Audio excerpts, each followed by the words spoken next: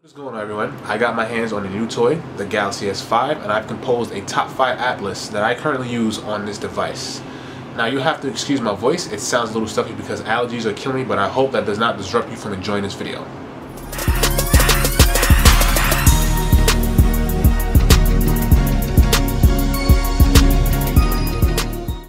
So let's get started with the first app in my top 5 list. This app is called NewsBeat, and it's an RSS feed, but instead of you reading the articles are read to you. Very interesting. As you can see here, you have a little tab list on the side, kind of like the Android aesthetics. My info, my topics, my section, my news source, daily digest, music themes. Now, if you look at my info, if you type in your name, when you open the app, it greets you with your name. So whatever you type in there, it'll read out the name the best of its ability, and it'll read it out to you. Now you can either enter your home address and your work address, and based off the distance, it's going to give you a estimated amount of stories that it can read to you as you commute to your job. So I kind of like that idea, but quite frankly, I can go without it. As you can look at the main body here, you can see that the articles that it's reading from you, you can actually read the text if you want to. But you hit the play button and it'll start to talk to you, so forth and so on. Now, where this app falls short with me, when you go to sources, it gives you sources that you can select from, which doesn't really let you add it to a normal RSS application. So you see here I typed in Engadget and all I can do is just highlight it. So I guess it's gonna add Engadget to the list of sources that it may pull news feeds from. And if you go back and go to my sections, these are the actual topics of RSS that it allows you to get from. Very generic: lifestyle, entertainment, health, celebrity, TV, music. You can actually select websites. For example, if I want to pull news from IGN or if I want to pull news from Polygon, I don't get that option to personally select those websites. So let's say, for example, I go back here to technology and it's pulling an article from Engadget as I typed in earlier, but most of the time it'll pull articles from websites like Mashable or something that I don't have the choice to personally choose. So NewsBeat, very great potential. Also, it plays in the background, so if you leave out of the app and you have your articles playing, you have nothing to worry about. Have you ever been in the market to buy a new product, such as a cell phone, a laptop, a console, an alarm clock, a watch, any consumer electronic, right? And you always want to compare this to that. Example, Xbox One versus PS4, ACC 1M8 versus Galaxy S5. Well, there's an app for that. This app right here is called Versus, and it literally lets you compare any and everything that you can possibly conjure up.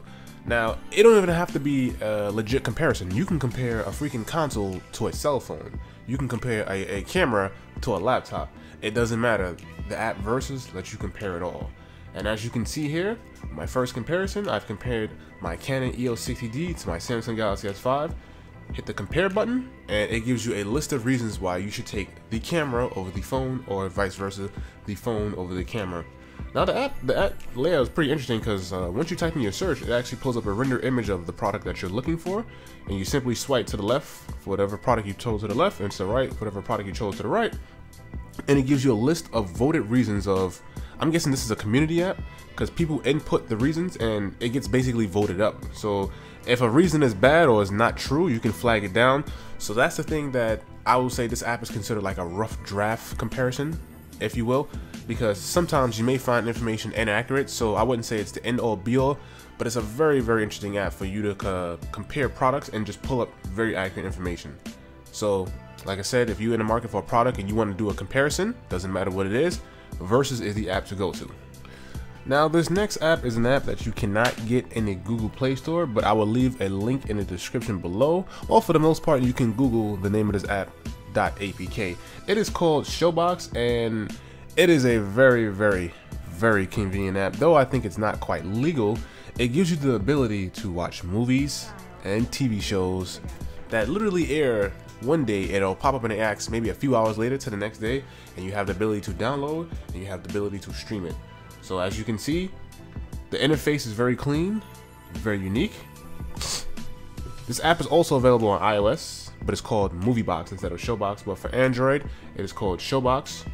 movies, shows, my library in case you download a TV show or a movie, and you have updates. So when the app updates new movies, new TV shows, new episodes of your TV shows, it'll be basically in this updated list right here. Although when you first download it, for some weird reason, you have to be on a Wi-Fi signal for the app to pull the data for the first time. I've tried to do it on my mobile signal, and it just didn't allow me to update, or it just wouldn't respond correctly. But for the first time you open this app after installation, you have to open it on a Wi-Fi connection. I hope they send out an update to basically change that, but it is what it is for now. And also, when the app has an updated version, since it's not through the Google Play Store, the app will prompt you to update this application, and you just simply hit the update button when that pops up. So let's say, for example, I'm going to the TV show Big Bang Theory, and I want to check out the seasons. You know, you hit the little tab on the side, season 1 through 7, which is currently available right now. I'm on season 7 right now. I want to see episode 3. Hit the load button. Now I have the option to watch in English or Russian if it has other languages, and it gives you to low, medium, and high, which is very convenient, you know. So if you don't have a fast internet mobile connection such as LTE or HSPA+, you can always choose the low option, and you have the ability to use the internal player when that's built in for you, and you have the ability to use your whatever other player you would like. So ShowBox, very convenient, and I'm pretty sure everybody will have a use for this app.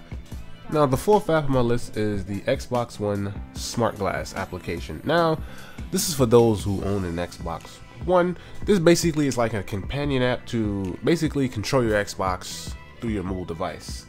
Now, there's a specific reason why I chose this app number 4 and after ShowBox. But before I get into that, like I said, you can do simple functions as you can load games, you can load applications, and as long as you connect your Xbox One to your home network via Wi-Fi or Ethernet, this application will sync together. Now, here's the beautiful thing about ShowBox and this application here. Once you download the SmartGlass and you enter your profile, so you can basically connect your profile onto the application, you're going to go ahead and hit this connect button up top. It's going to search for an Xbox One on your network, and once it sees your Xbox system, usually the default name is Xbox-System OS, you're going to go ahead and hit that and connect, and it gives you the option to connect automatically, so you can go ahead and leave that checked or uncheck it depending on how you want to do. Now I'm going to go back to ShowBox. Now I click the ShowBox application, and let's go back to Big Bang Theory season 7 episode number 23, like we stated earlier. Now I'm going to click the episode and it's going to load. Now normally the use internal player is checked, right? You're going to have to uncheck this, and for those who has a Samsung device, this is specifically to you guys as well. It's going to use a Samsung player to basically, you're going to stream this video from your phone through your network to your console to your TV. That's kind of a lot, but it's going to work that way. Now, I don't want to download this because I want to watch it now. You have the option to watch now. So we're going to go ahead and click, let's just say medium, and hit watch now.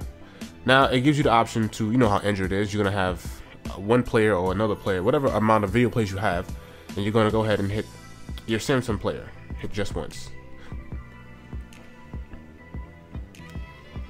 Now, the video is going to play normally on your phone as it's streaming and downloading right about now. Your Samsung player gives you the option, like I said earlier, to stream the video through. So you're going to go ahead, tap the player so the controls will pop up, and then you're going to hit the little stream button up top, and then you should see your Xbox system as a device that you can select to stream the video to. So you're going to hit that, and it's going to process, and as you can see here on your Xbox One, it's going to play through Xbox video, and once it's finished processing, it's going to play the video, and boom, Xbox, ShowBox has a great connection to each other. And the final app on my top 5 Galaxy S5 app list is Battle Run by Game Hive Corporation. Now, this is an online multiplayer race game, and you can't play this offline. You have to be connected to either your mobile signal or a Wi-Fi signal for it to play. And this game is very immersive and detailed. It gives you things like objectives, accessories for your character, other characters you can purchase, you know, and you earn purchases by winning races where you earn coins and diamonds by completing objectives. Now, you can even also register your name, so you can have a profile, and you can have personal invites to your friends, in which case your friends will be available on to the right side. If they're offline, it'll appear offline. If they're online, you can go ahead and click their name and hit invite. This game also gives you the ability to purchase animals that you can use in the race once you get X amount of coins. And it tells you when you select different characters, each of their special abilities at the bottom here. So I'm going to go ahead and select Dust, and I'm going to hit go. So once you click go, it's going to load players, and if you don't have any friends that you accepted as the game, it's going to go ahead and load 4 random players. And once you start playing the game, all you do basically, the character runs automatically. You just basically tap the screen once, double tap to jump, collect the coins, and once you collect the power up, you just hit the power up and sabotage your enemies. And hopefully you don't run into any obstacles. This is my top 5 app list for the Galaxy S5. Hope you guys rate, comment, and subscribe. This is Jay Silva from SNNTEC. I'm out, y'all. Later.